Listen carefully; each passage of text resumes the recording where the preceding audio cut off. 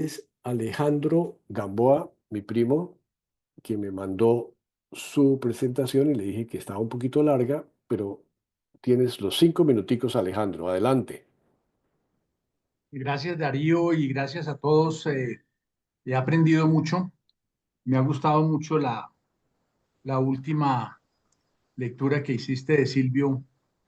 Me parece que está supremamente bien estructurada y la mía muy desordenada. Voy a resumir. A los 21 años crucé por primera vez la frontera colombiana para llegar hasta San Cristóbal, Venezuela. Pero mi sueño era viajar a Europa y desde niño y aún en la adolescencia, cada vez que iba al aeropuerto El Dorado para recibir o despedir a algún familiar,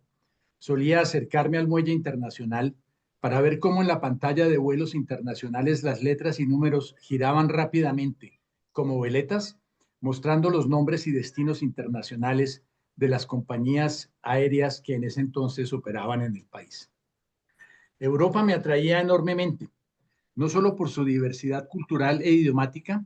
sino también por su historia milenaria y por la influencia de mis padres, de quienes siempre escuché sus experiencias en el viejo continente. Los textos de francés del colegio suizo donde cursé mis estudios, que se titulaban Vers la France, hacia Francia, en France, en Francia, vers Paris, hacia París, y finalmente en París, también habían despertado mi curiosidad por viajar desde el extranjero hacia París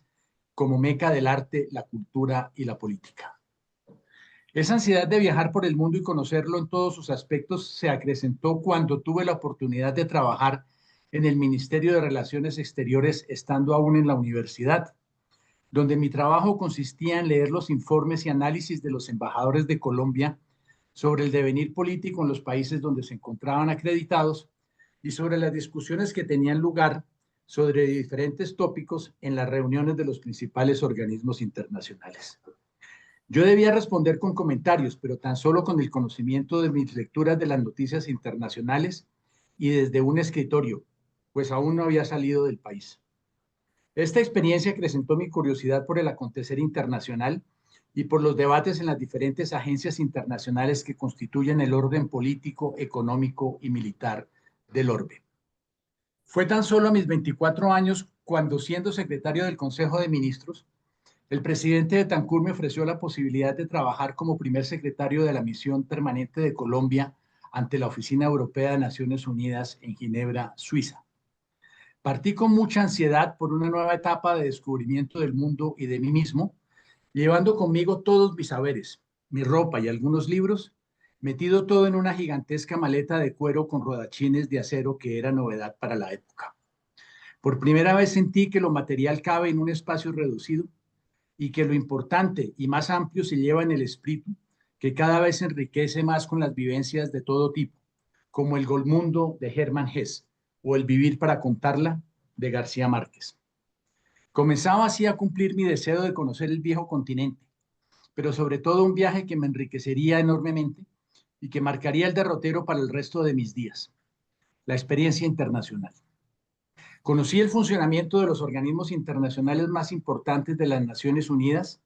Aprendí por fuerza del destino y las circunstancias las modalidades de las negociaciones internacionales y descubrí que estas no se toman en las salas de reuniones, sino que llegan cocinadas, pues se acuerdan de antemano en petit comité y se refinan básicamente en los couloirs o pasillos de las instituciones y en las cuales juegan mucho la astucia y la cercanía y afinidad con las contrapartes de otras nacionalidades. Pese al aprendizaje permanente, las experiencias de viaje por Europa y el descubrimiento de lo que puede llamarse el carácter de las naciones en los diferentes temas de su interés, siempre me acompañó el temor de la pérdida de mi abuela estando yo en la distancia. Años más tarde, ya como funcionario internacional, viajando a lugares recónditos y con muchos usos de diferencia horaria, tendría ese mismo temor, pero frente a la eventual partida de mi madre. Afortunadamente, la vida me permitió acompañarlas hasta el último momento de su peregrinación por este mundo. De mi partida de Colombia recuerdo vivamente mi escala en Madrid, donde mi primera visita fue al Museo del Prado. Allí estuve toda la tarde hasta su cierre. Fue el inicio de lo que sería y continúa siendo, luego de 35 años en Europa, una de mis principales aficiones.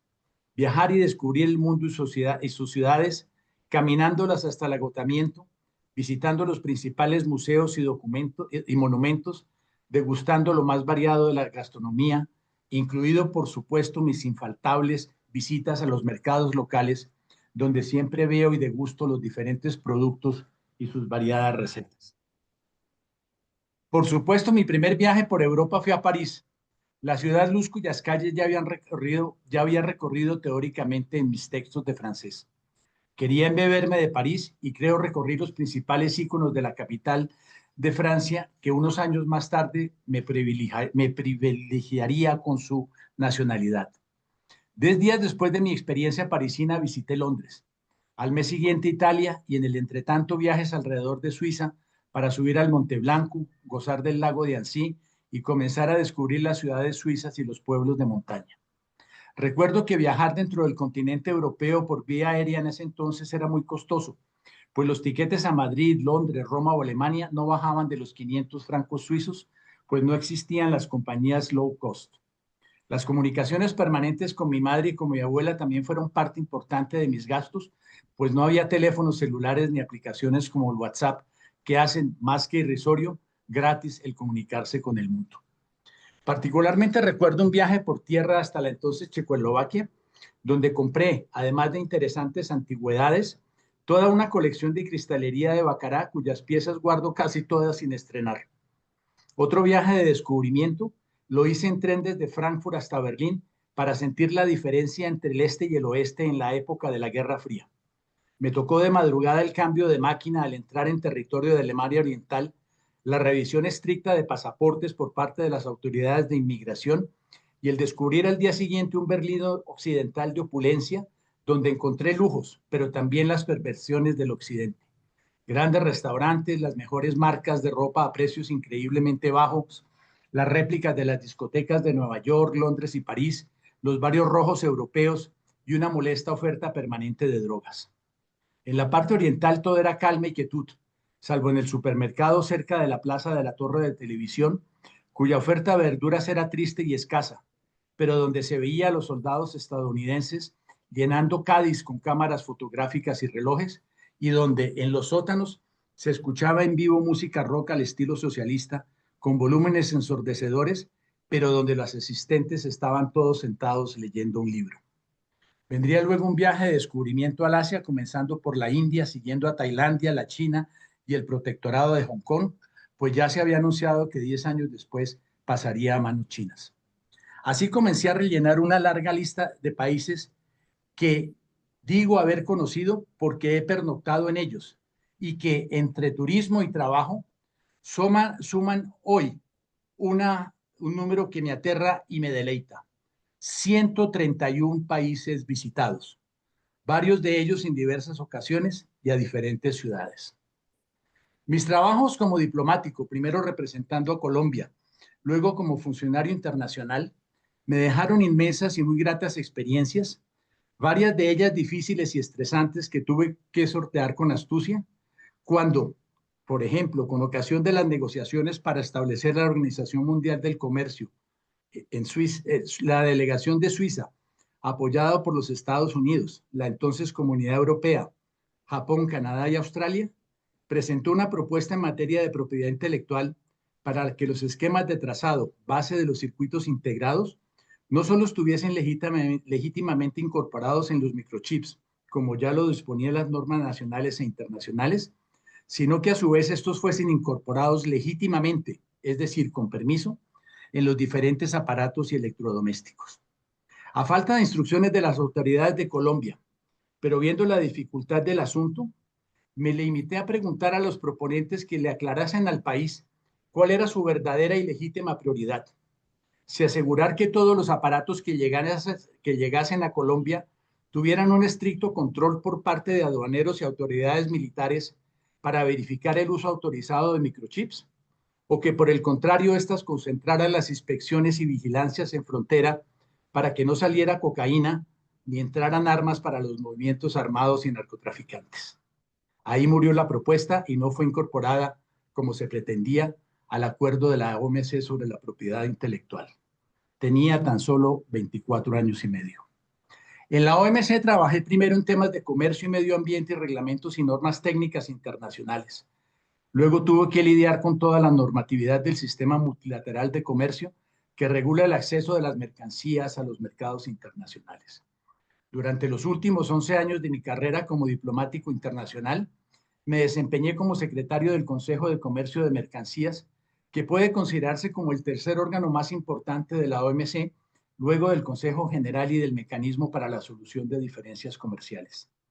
En ese cargo tuve que aplicar mucha astucia y habilidad, no solo para proponer diferentes alternativas para las discusiones de los miembros, de manera que el presidente pudiese proponer soluciones de consenso o prolongar los debates hacia soluciones prácticas y pacíficas, invitando a las partes con problemas entre sí a continuar sus diálogos bilaterales o plurilaterales. Con ello comprobaba nuevamente la eficacia de las discusiones de los pasillos y las buenas relaciones personales con los negociadores de los diferentes países para discutir y conocer de antemano sus posturas. Para ello, el conocimiento de los reglamentos y procedimientos y el apego a los mismos fue de gran importancia para forjarme el respeto y credibilidad de las delegaciones, pues en la OMC, más que en otros organismos internacionales, los miembros son muy celosos ya que son los verdaderos dueños y patrones de la organización y donde los funcionarios de la Secretaría solo están como facilitadores y deben permanecer neutros frente a las legislaciones y decisiones de los Estados miembros. Ya voy a concluir. Todo lo anterior contribuyó a formarme un espíritu crítico, pero también me permitió tener cuanto denomino una visión general desde un helicóptero del acontecer internacional, con la oportunidad de escuchar y analizar los diferentes puntos de vista y aristas de la política comercial internacional y del acontecer mundial influenciado por los aspectos geopolíticos.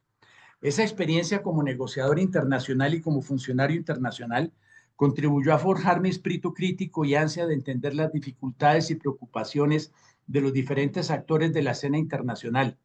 pero también a entender mejor, con ocasión de los cursos que impartí en diferentes regiones del mundo y en varios idiomas, las dificultades del mundo en desarrollo para adoptar normas internacionales exigentes cuando sus niveles de desarrollo económico y estructura administrativa son complejas y paquidérmicas en los trámites y procedimientos que facilitan el comercio.